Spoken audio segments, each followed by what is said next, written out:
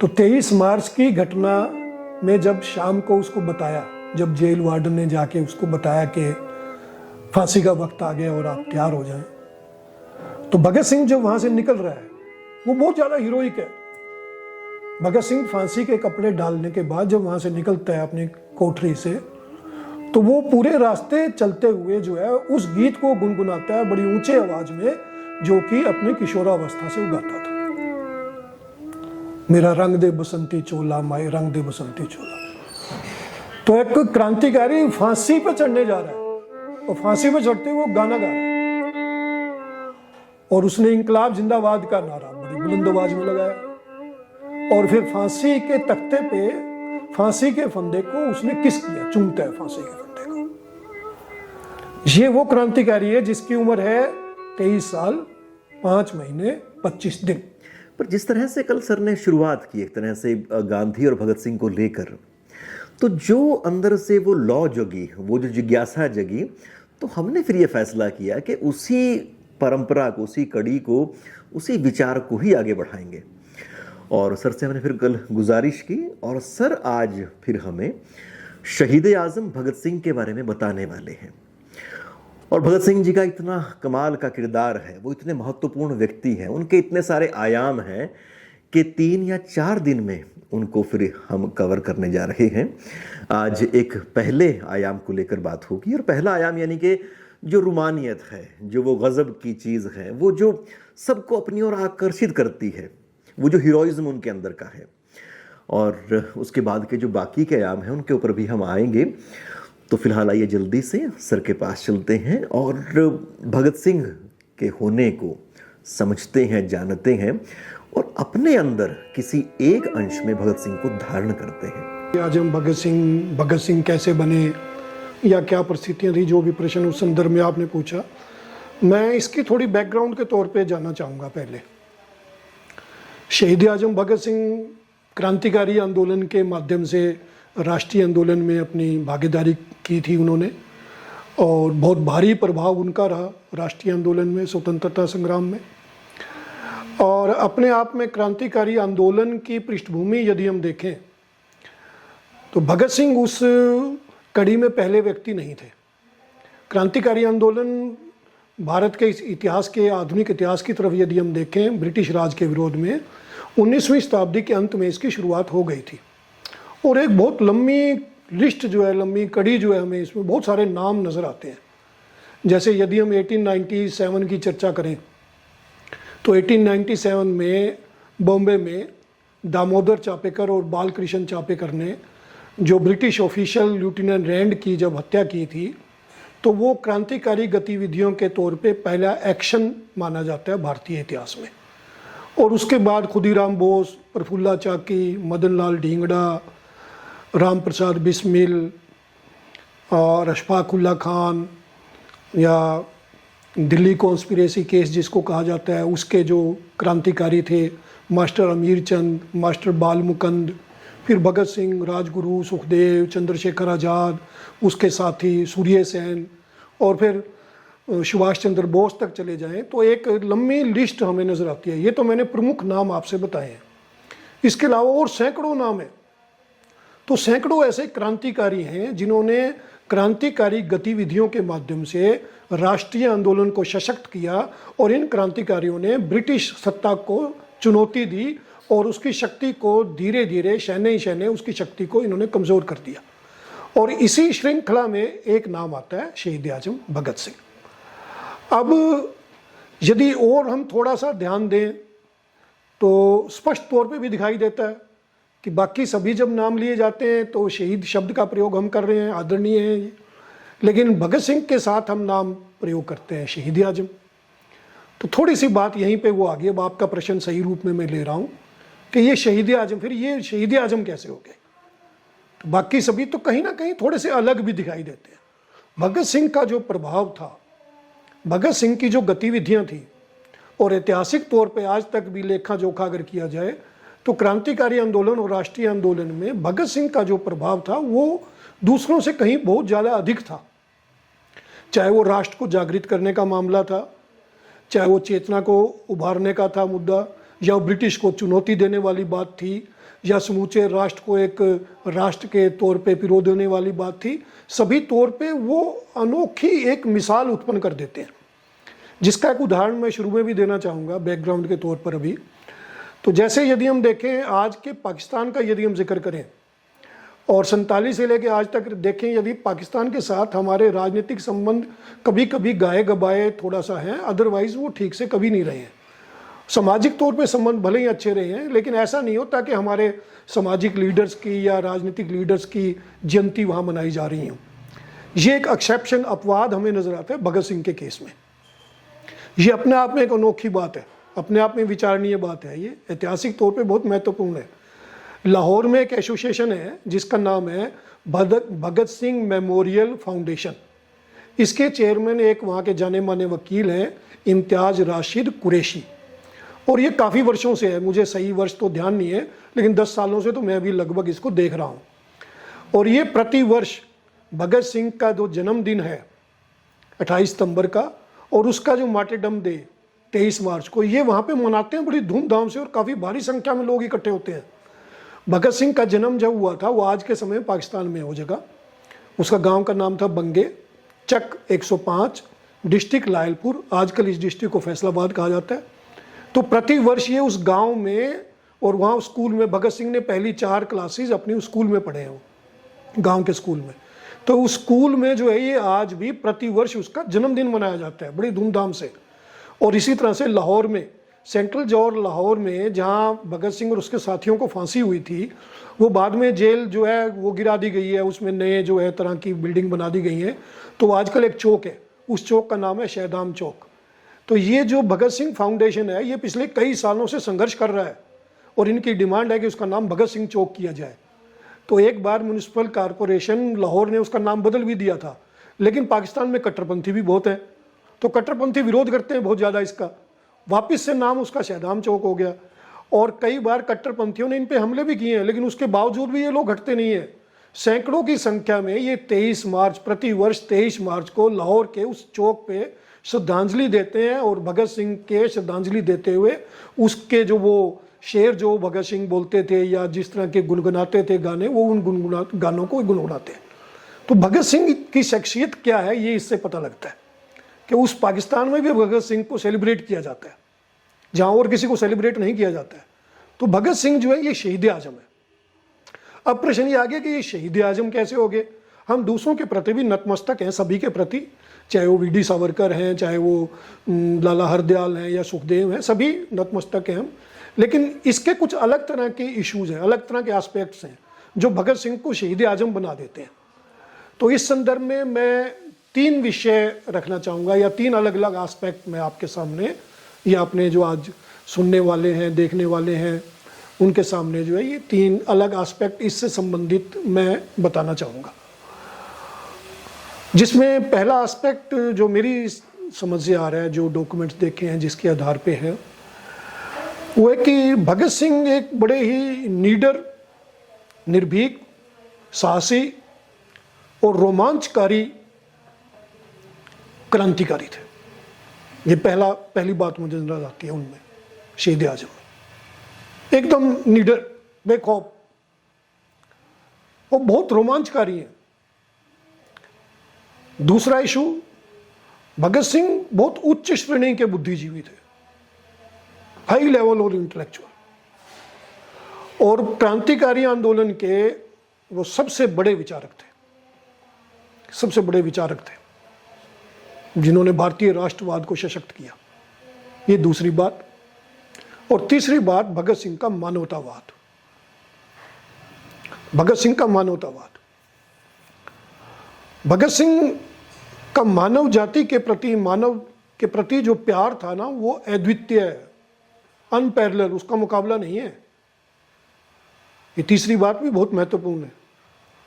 इसमें मुझे पंजाबी में मैंने 2-4 लाइनें पिछले दिनों पढ़ी थी, कहीं मुझे एकदम से ध्यान आ रही हैं, तो मैं आपको यहाँ पे अपने रीडर्स को, अपने सुनने व देखने वालों को बताना चाहूँगा। जिसमें वो गुरमुखी में 2 लाइनें ऐसी लिखी हैं, बंब सुटन दा ना भगत सिंह नहीं, ਬੰਬ ਸੁੱਟਣ ਤੋਂ ਬਾਅਦ ਖੜੇ ਰਹਿਣਾ ਭਗਤ ਸਿੰਘ ਹੈ।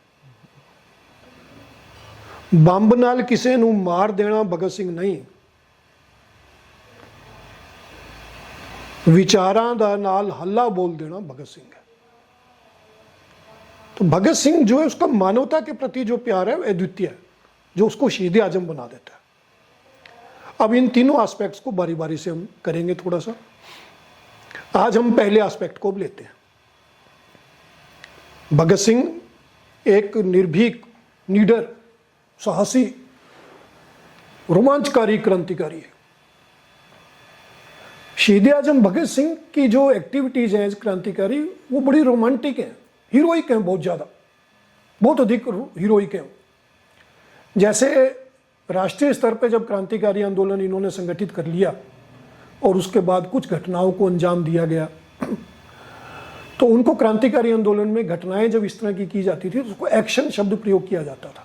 एक्शन क्या करना है। तो मुख्य रूप से दो ही बड़ी हमें घटनाएं नजर आती हैं एक्शन जिनको कहा गया। एक, लाला लाजपत राय को जब लाठियों की बौछार से घायल कर दिया गया और उनकी जब हत्या हो गई तो उसका बदला लेने के लिए देश के नौजवान आगे आ रहे थे।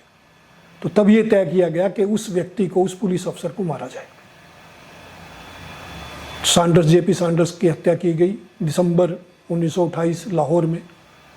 तो उसमें जब ये तय किया जा रहा था कि कौन जाएंगे, तो यहाँ भगत सिंह अपना नाम विशेष रूप से लेके आते हैं, क्योंकि ये एक ऐसा काम था जिसके बाद ये निश्चित था कि मुकदमा जब भी चलेगा, जब भी पकड़े जाएंगे, अगर फांसी नहीं भी हुई तो आजीवन कारावास तो पक्का है, ये जानते थे। लेकिन उसके बावजूद भगत सिंह इंसिस्ट करते हैं बहुत ज़्यादा।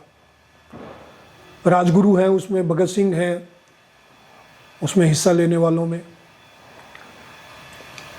जय गोपाल है, स्वयं चंद्रशेखर आज़ाद भी वहाँ प्रेजेंट हैं। और भगत सिंह ने अपने हाथ से 4 राउंड गोली जो है उसको मारी। तो ये एक साहसी कदम था, बड़ा निर्भीक। इसी तरह से दूसरी जो एक्शन है, दूसरा इंपॉर्टेंट एक्शन जो है वो है सेंट्रल लेजिस्लेटिव असेंबली में बम गिराना। जब पब्लिक सेफ्टी बिल और ट्रेड डिस्प्यूट बिल पे बहस होनी थी, जो कि आम व्यक्ति के अधिकारों का विरोध कर रहा था, तो ये प्रस्ताव भगत सिंह ही लेके आए थे। क्रांतिकारी जो संगठन था उसमें ये विचार भगत सिंह लेके आए थे कि हमें बम गिराना है वहाँ। तो ये माना गया कि बम गिरा के शायद कुछ लोगों को मारने के प्लान ऐसे किया जा रहा है। चंद्रशेखर आज़ाद ऐसा सोच रहे हैं। ये डिबेट होती है, डिस्कशन होती है, सारा रिकॉर्ड मिलते हैं हमें। जो भगत सिंह के साथी हैं ना, उनमें से कई सारे साथी जिनको आजीवन कारावास या छोटी सजाएं हुई थी, उन्होंने बाद में अपने संस्मरण लिखे हैं, जिनमें कई महत्वपूर्ण नाम आते हैं, जैसे अजय कुमार घोष, जितेंद्र नाथ सान्याल, मनमथ नाथ गुप्त, यशपाल, सुखदेव राज, गुलाब सिंह। ये बाद में जो 2 नाम मैंने बताए, ये छोटे स्तर के नए क्रांतिकारी थे, इन्होंने किताबें लिखी हैं। भगवान दास माहौर। तो इन सभी पुस्तकों में ये बातों का जिक्र मिलता है जो मैं आपसे बता रहा हूँ ना। ये सभी बातें यदि हम इनके जो साथियों के द्वारा संस्मरण लिखे गए हैं, उन संस्मरण में कहीं ना कहीं इन सभी घटनाओं का हमें जिक्र मिलता है। इसके अतिरिक्त जो ब्रिटिश गवर्नमेंट की क्रिमिनल इंटेलिजेंसी डिपार्टमेंट की जो रिपोर्ट्स हैं, उन रिपोर्ट्स में भी इन घटनाओं के बारे में हमें जिक्र मिलता है कि ऐसे कहा गया है। तो उसमें प्रस्ताव भगत सिंह ही लेकर आए थे और भगत सिंह ने कहा नहीं, मारना नहीं है, बहरों को सुनाने के लिए बम गिराया जाएगा। अब यहाँ भी बात आती है कि बम कौन गिराएगा। तो वास्तव में जो पहले 2 नाम तय हुए थे उसमें भगत सिंह का नाम नहीं था। चंद्रशेखर आज़ाद भगत सिंह को नहीं भेजना चाहते हैं, लेकिन भगत सिंह ने इंसिस्ट किया है बहुत ज़्यादा, क्योंकि भगत सिंह कहते हैं कि हमारा उद्देश्य है कि हम बम गिराने के पश्चात क्रांतिकारी अपने आप को अरेस्ट करवाएंगे और फिर वो ब्रिटिश को और ब्रिटिश के माध्यम से पूरे देश को ये बताएंगे क्रांतिकारी आंदोलन क्या है, क्रांतिकारी क्या चाहते हैं, किस प्रकार से देश की आज़ादी के लिए लड़ रहे हैं। और ये काम भगत सिंह जानते हैं कि उनसे अच्छा और कोई नहीं कर सकता था। लेकिन यहाँ पे ये निश्चित था बिल्कुल कि बम गिराने के बाद खड़े रहना है, फिर अरेस्ट होना है, तो भाई फांसी तो होगी। तो ये निर्भीकता है उसकी, निडर है, बिल्कुल साहस भी है, निडर है, डर नहीं रहा है किसी तरह से। फिर इसके बाद यदि घटनाओं को हम देखें ना, जब ये सभी क्रांतिकारी अरेस्ट हो गए, ये दोनों तो अपने आप को वहाँ अरेस्ट स्वयं करवा लेते हैं, बटुकेश्वर दत्त और भगत सिंह। बाद में बाकी क्रांतिकारी भी पकड़े गए थे एक एक करके।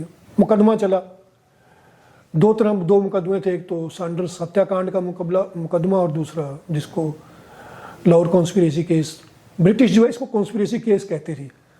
मैं तो इतिहासकार राष्ट्रीय आंदोलन के तौर पे कॉन्स्पिरेसी केस शब्द प्रयोग नहीं करना चाहूँगा, तो मेरे अनुसार तो ये था कि असेंबली बम केस कहा जा सकता है, तो ये कॉन्स्पिरेसी केस नहीं था, लेकिन ब्रिटिश इसको इन शब्दों का प्रयोग करते थे।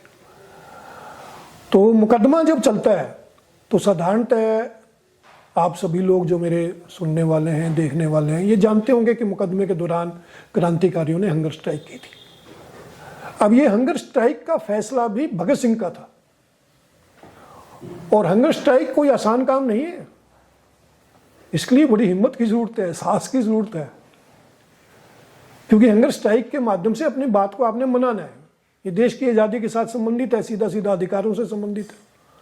और भगत सिंह ने कहा भी है अपने साथियों को कि आसान रास्ता नहीं है, सोच लीजिए, लेकिन अगर इस रास्ते को चुन लिया तो पीछे हटना नहीं है।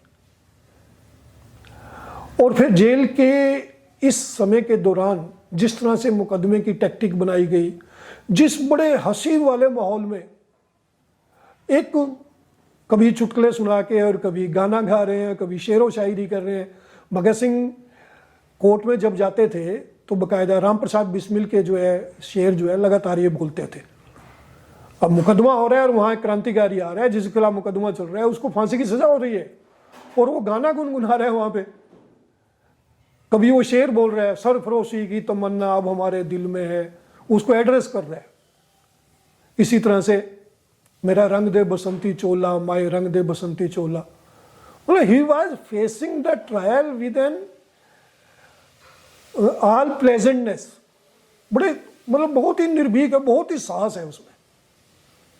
मतलब वो कभी मतलब ऐसा जो है निराश नजर नहीं आया, ऐसा नहीं लगा अभी मुकदमा चल रहा है तो क्या होगा, मौत तो निश्चित है, उसको तो तय कर लिया उसने पहले से।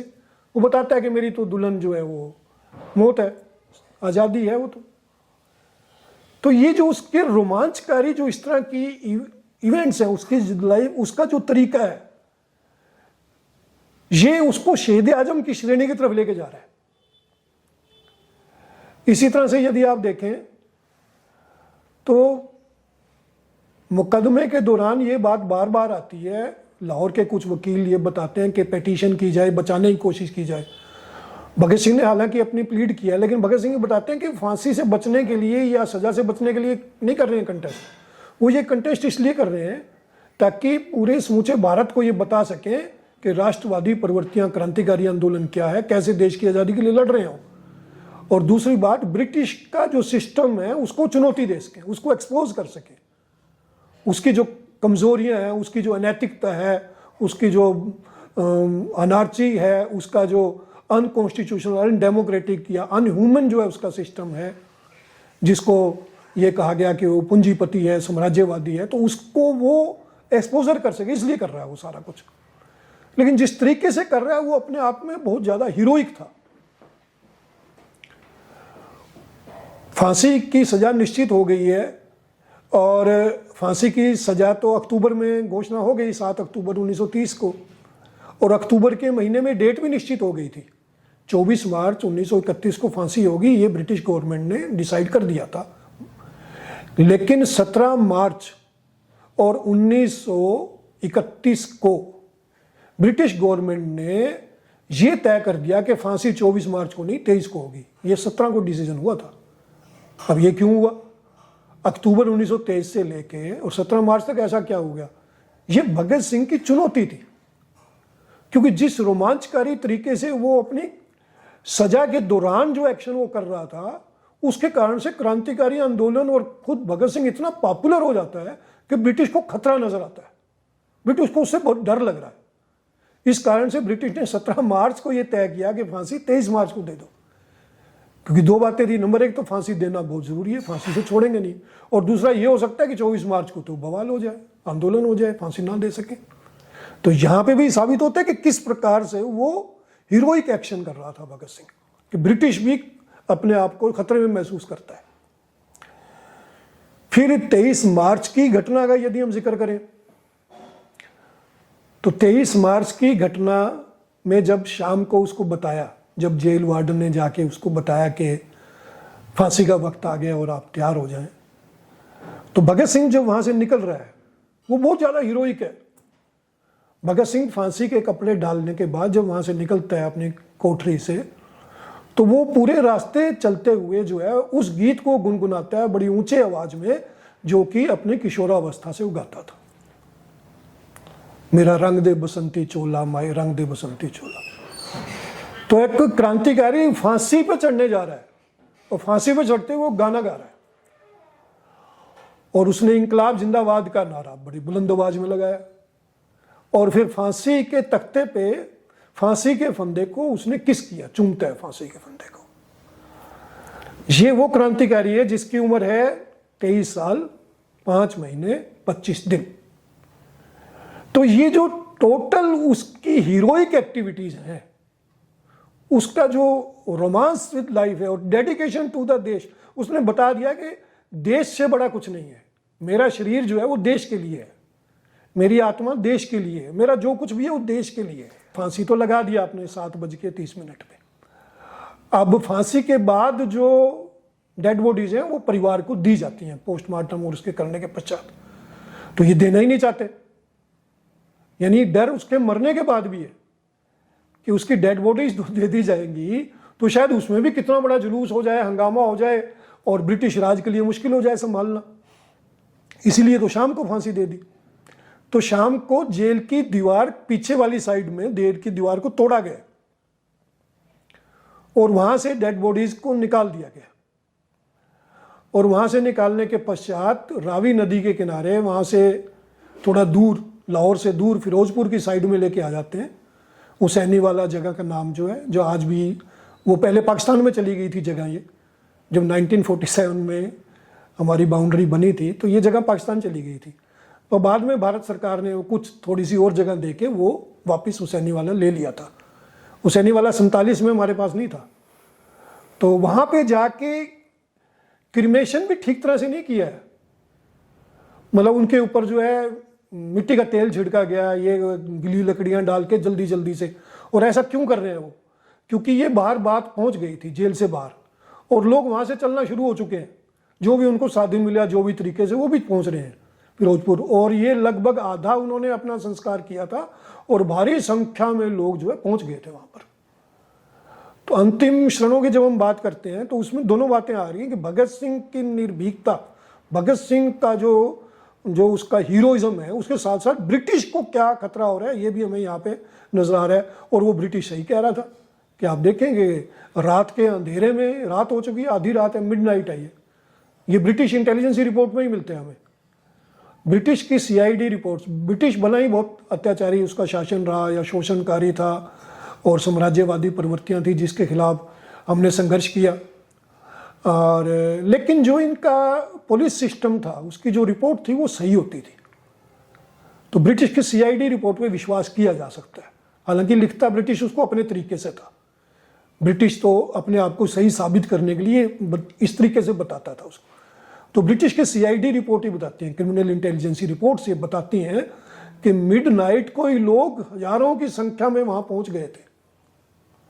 तो ये अपने आप में ये लास्ट जो समय है ये बताता है कि किस तरीके से भगत सिंह की लाइफ है और कैसे वो देश के लिए शहीद हो रहे हैं। या इसी से रिलेटेड एक इवेंट और है, वो मैं बाद में जो तीसरा एस्पेक्ट है ना वहाँ पे आपको बताऊंगा मैं, जहाँ पे मैं भगत सिंह के मानवतावाद को लेके आ रहा हूँ ना।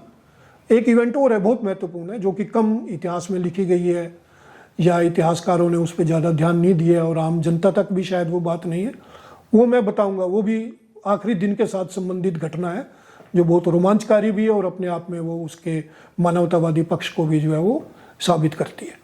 अब यहाँ पे एक बात और मैं बताना चाहूँगा कि शहीद आजम भगत सिंह ने जो कुछ किया है, ये एक्शन, उसको शहीद आजम का दर्जा इन्हीं से मिल रहा है। पॉपुलर तौर पे उसको शहीद आजम बताया जा रहा है, पुस्तकों में उसको शहीद आजम बताया गया है। तो क्योंकि उसके जो एक्शंस थे वो उसको इस तरह के टाइटल की तरफ लेके चले जाते हैं। और ये इकलौता क्रांतिकारी था राष्ट्रीय आंदोलन में जिसके फांसी को, जिसकी शहादत को उसकी मैरिज के साथ सिंबलाइज किया गया है। ये लोगों ने अपने आप से नहीं किया है, वो क्योंकि खुद ऐसा है।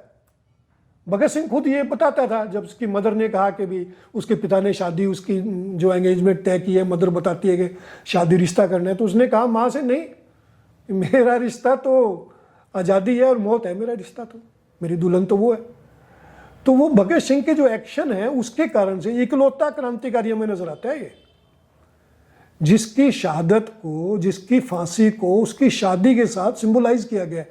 यानी जब वो फांसी लगने जा रहा है तो ये चित्रण किया है इसमें कुछ साहित्यकारों ने, कुछ कवियों ने, कुछ कॉमन मैन ने, कि भी ये फांसी लगने जब भगत सिंह जा रहे हैं तो ये इसकी बारात जा रही है। तो यहाँ पे मैं दो जो है, एक तो पंजाबी में जो लिखा गया है कपलेट जो है उसका, एक वो रेफर करूँगा और एक जो हिंदी में है उसको रेफर करूँगा मैं यहाँ पर। और ये पंजाबी में जो लिखा गया, पंजाबी में एक कंसेप्ट होता है, क्यों कह लीजिए रिचुअल होता है, जिसको घोड़ी कहा जाता है।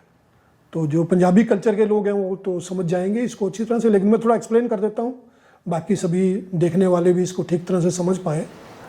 तो घोड़ी क्या एक्चुअल होता है कि ये जब दूल्हा तैयार हो जाता है और दूल्हे की जब बारात चलने वाली है, तो दूल्हे की जो बहनें होती हैं और या उसकी भाभियां हैं या रिश्ते में जो परिवार में लेडीज़ हैं, वो दूल्हे की तारीफ में, उसकी प्रशंसा में, उसकी जो है भाई वो बड़ा सुंदर दिख रहा है और बहुत धनवान है वो, और उसकी दुल्हन को लेने जा रहा है, इस संदर्भ में उसकी तारीफ की जाती है, गीत गाए जाते हैं। तो उसको पंजाबी में घोड़ी कहा जाता है। मार्च 1931 में लाहौर का एक अखबार है ईस्टर्न टाइम्स, और ये अखबार अधिकतर मुस्लिम कंट्रोल करता था और ये मुस्लिम लीग का अखबार है। इस अखबार में घोड़ी छपी है जो बाद में ब्रिटिश गवर्नमेंट ने प्रोस्क्राइब कर ली थी, और इस घोड़ी को लिखने वाला जो है उसका मुस्लिम है, वो उसका नाम अगर मैं ठीक से याद करूं, ताहिर है उसका नाम, शायद ताहिर। तो उसने जो ये घोड़ी लिखी है उसके यहाँ ब्रिटिश ने प्रोस्क्राइब कर लिया। फिर बाद में जब ये लिटरेचर नेशनल आर्काइव्स में अवेलेबल है, ये फिर बाद में इसको जो है रिसर्चर के लिए अब तो ओपन किया हुआ है। तो ये घोड़ी मैंने तो वहाँ देखी थी, उसमें मैंने पढ़ा था। तो पंजाबी में है जैसे, तो उसमें वो क्या कह रहे हैं, आओ नी बहनों रल गाइए घोड़ियाँ, आओ नी बहनों रल गाइए घोड़ियाँ, जंजता होई ये तैयार ना। तो बहनें मतलब जो दूल्हे की बहनें, तो भगत सिंह तो दूल्हा बना है और भगत सिंह की बहनें जो है वो आपस में एक दूसरे को कह रही हैं कि आ जाओ बैठ जाओ और सारे मिलके गीत गाएंगे, क्योंकि बारात तो तैयार हो गई है। जंज मतलब बारात, बारात तो तैयार हो गई है। मौत कुड़ी नू परनावन चलिया भगत सिंह सरदार ना। तो दूल्हा कौन है? भगत सिंह। सरदार भगत सिंह दूल्हा है, और किसके साथ शादी करने जा रहा है? कुड़ी, लड़की जो दुल्हन है। तो दुल्हन है मौत, तो मौत के साथ शादी करने जा रहा है। फिर आगे 35 करोड़ तेरे जांजे ने लाड़िया, लाड़िया मतलब दूल्हा, जांजी बराती। तो उस समय 35 करोड़ की पॉपुलेशन है। आगे वो कहता है कि तेरे 35 करोड़ बराती हैं, 35 करोड़ बराती हैं, पैदल ते कोई सवार ना। कोई तो पैदल है और कोई किसी ने कोई सवारी लेने की, किसी सवारी के ऊपर चला हुआ है। कालियां पोशाकां पाके जंज है तुर पई, लेकिन कपड़े काले डाले, सबने कपड़े काले डाले, प्रोटेस्ट कर रहे हैं। कालियां पोशाकां पाके जंज है तुर पई, ताहिर भी होया है तैयार ना। ताहिर जो लिखने वाला अपना नाम लिखता है, ताहिर भी होया है तैयार ना। इसको कहीं कहीं बाद में जो है बदल दिया है, कुछ मैंने पुस्तकों में पढ़ा है, तो उसमें लिखते हैं सारे होए हैं तैयार ना। तो एक्चुअली शब्द सारे होए नहीं है, वो है ताहिर होए। तो ताहिर ने अपना नाम लिखा था, तो बाद में कहीं उसको चेंज कर दिया, वही ताहिर होया तैयार।